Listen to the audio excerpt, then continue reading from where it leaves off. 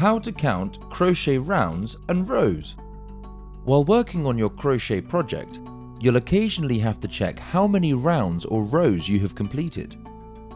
Crochet stitches worked in rows can look different to when they are worked in rounds, so we'll show you what to look out for when counting. Let's have a look at a piece of crocheted amigurumi first. This body was worked in single crochet stitches, US terminology. On the outside of the body, we can see the V shapes. These allow us to count the rounds easily.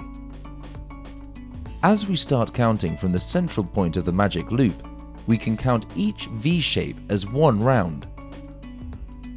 You'll also be able to see the ridges created round after round. Count each ridge as one round, starting from the center point of your project.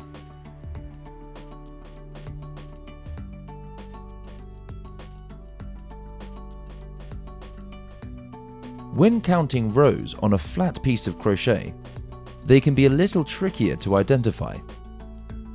Start by placing your piece flat on a table or surface. Always start counting your rows from the bottom or foundation chain. The foundation chain itself does not count as a row in your project. We've crocheted this sample in single crochet stitches to show you how to find the rows. What looks like one chunky row is actually one row worked in one direction and another row back in the other direction. This is the first row. Here is our second row, and this is our third row. When counting the rows, we're looking for horizontal lines of bumps and ridges. These mark our rows. Our sample has 10 rows. When using higher stitches, such as double crochet or half double crochet, our rows will look different. Here's an example of half double crochet stitches. This is our first row, here is our second row, and this is our third row. We can see the ridges after every second row and the bumps between the ridges. This helps us identify and count the rows. Let's look at one more sample together.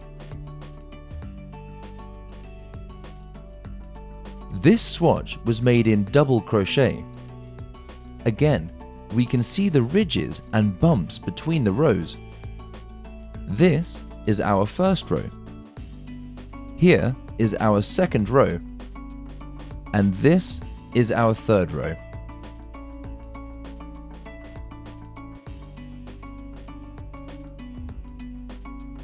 You can now count your crochet rounds and rows.